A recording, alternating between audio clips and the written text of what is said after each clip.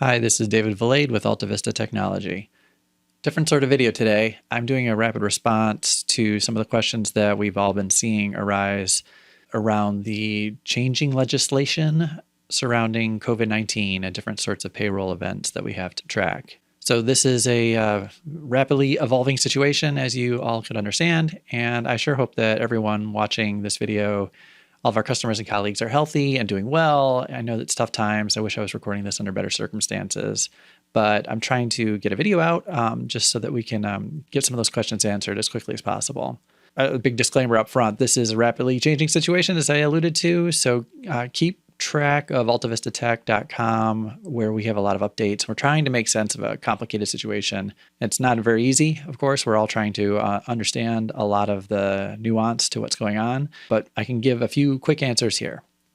First, a quick thing. There's a shout out I want to give to Terry Healy's blog over at Microsoft, where they're giving a lot of good information there. She did a wonderful write-up, and I wanted to build upon some of the things that she put out there to convey a few ideas. So the first thing that we're learning here is that there's a whole set of legislation around tracking time for employees that is a paid leave related to downtime because of the whole COVID-19 virus. So the first challenge that we're trying to solve here inside of Dynamics GP for payroll is if a person takes a leave, and it's strictly because of this reason, because they're taking a leave because leave of absence, they're going to be paid, but they wouldn't be taking a leave otherwise. We want to track that certain employees are on a leave, and it's all related to the unfortunate events around COVID-19.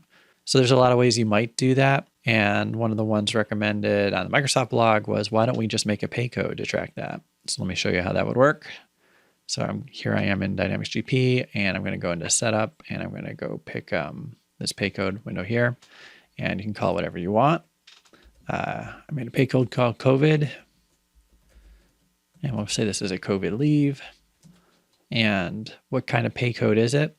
This is where you have to make a decision. You might make two pay codes actually here, but if you had basically like time away where people are just going to be gone, you might pick a holiday kind of pay code. That'd be a great one to use. If you are going to deplete PTO, like time off, so like a sick time or vacation time, then you could code it that way. I'm going to leave mine as a holiday, and I'm going to say I'm going to base that on hourly or sick or salary. And this again, like I might have multiple codes that all start with COVID, like or COV or some whatever name that I want to have. And so there you have it. So I've made a code here. It's really that easy to make the code. I'll hit save. So now I have one pay code. Now that's where I'm going to leave my example. You could have several. So now I have that pay code available. I need to assign it to employees. One way you could do that is you could go to the classes and roll that down. So if I go over to Setup here, I'm going to click on Employee Class. And in this environment, I have multiple classes just to take a look, accounting and so on. I'll pick just accounting. And if you go down to the lower right here, there's codes. So I hit the codes button, and I'll see COVID now. I have that code. So I'll insert that into the class, and you can see what GP asked me here. It says, if you add this pay code, it will assign it to every employee who has this class. And that sounds great. So I'll say yes, and I'll say okay, and I'll save. And now here it asks me, do you want to roll it down? So I do. I say yes. And I've done it. So if I have thousands of employees in that class, I have now assigned the COVID pay code to everybody there. So now when I enter time for those employees who are on a leave, I can code my time to that COVID code, and they will still get paid. They'll see COVID on their stub if that's how I'm showing it, and they'll be paid. And I can meanwhile have really good tracking of that. Speaking of tracking, I made a smart list moments ago. I'm going to go in there right now. Under my payroll folder, I have a COVID reporting smart list. And really all this does is I'm showing all the employees, and I'm showing lots of information around wages and Medicare wages and all the different kinds of things that we might have. I know I called this COVID reporting, but to be honest, this is just good reporting in general. So you could make this a little bit more generic, but just to stand out for my demo here today, I've named it something very conspicuous, but this reporting is just good in general. So what I'm seeing here is I can see any pay run per employee, and I can see all the wages for Medicare and Social Security for the employee and the employer. And why is that important? That's because the latest reading of the legislation is that the employee will still have withholdings for their Social Security and Medicare wages, but the employer will only have to remit to the government the Social Security portion and not the Medicare. Well, that causes a few little intricacies in how we handle that in GP, because we still want it to be taxable to the employee, but hold it back for the employer. How do we do that? Well, that report, that smart list will give me some good numbers, so I'll be able to have that. I can drop it to Excel. I can filter by dates and all sorts of things there.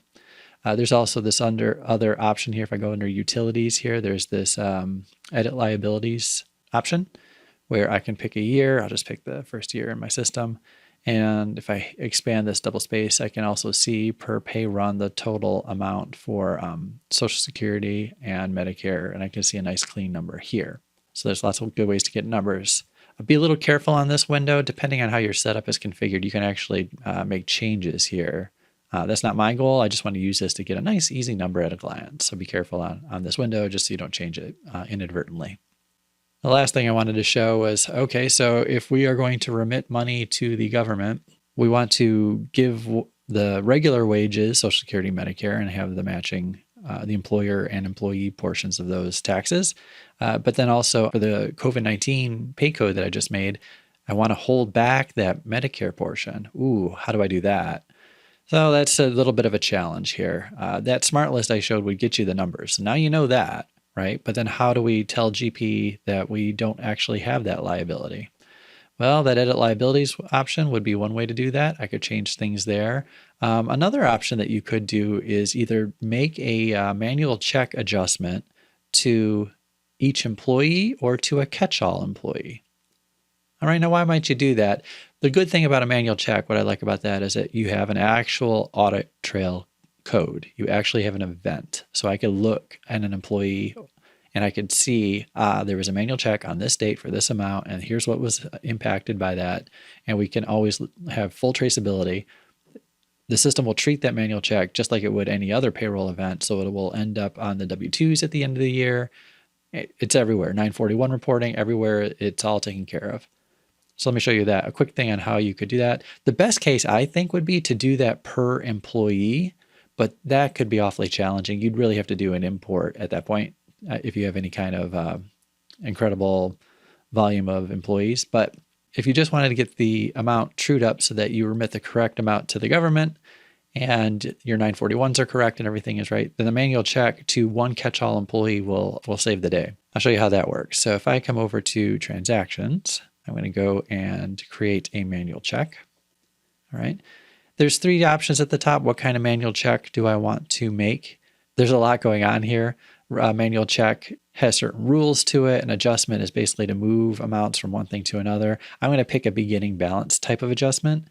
There's some reasons why I'm doing that I'll leave out for the time being, but this does a lot of interesting things. I get to tell GP what is going to happen here, and GP is going to let me be the decider of what takes place. Also worth noting is if I pick this option, GP will not make a general ledger journal entry.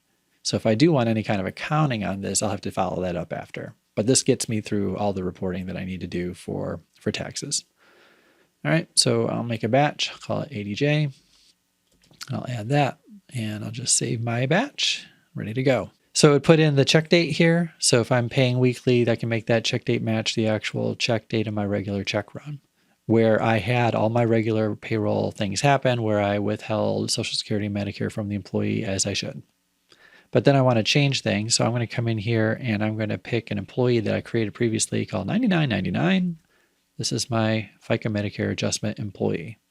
And I'm doing this really, because it's one employee, very quick to move ahead. Again, this is not in my ideal situation, but it's super fast and easy. Then I'll hit transactions. Right? So what kind of adjustment am I going to make? I am going to adjust FICA Medicare. So pick that. And you can see there's the work week. And let me explain these fields. So the amount is the amount of withholding that I'm adjusting. Well, I don't want to change that. Whatever we withheld is what we withheld, and that's fine. Taxable wages, nope, that's fine too. We have the correct amount of taxable wages. We set up our COVID pay code to be taxable, so that is just fine. I don't need to change that. And then there's this cryptically named field here, EFIC amount, this employer FICA amount. This is the part with the legislation where we get to reduce the amount that we are going to pass along. And what's good about this is I can put in a negative amount. So I can say a negative $250. And again, this would be for the total amount for the total pay run. And then I can save that. And system is warning me, "Ooh, are you sure you did that? That's what you intended to do? Taxable wages wasn't changed. The tax withholding wasn't changed. You only changed the employer." And it could add, "and you made a negative number. Are you sure?" But this is correct. So I'll say, yes, that's what I in fact wanted to do. And then the system is set up so that I can enter the next thing. Well, that was it. I'm done. I just wanted to make one global adjustment for the week. So I am done there. I would save that. And then I hit save on the payroll adjustment. And I am done. So now all I would do is go to that batch called ADJ. And then I could post this batch. Everything, again, that will flow through all the way through the system, and I'll be able to see it everywhere I need to see it. So I tried to be as concise as I could be in walking through this, but I'm sure I touched on a lot of things that just caused more questions. Well, that's where we are here to help. So if you go over to altavistatech.com, check in with us over there, read our blog, keep up with the information that we're putting out there, trying to help everyone get through some tough times. And I look forward to talking to everybody under better circumstances.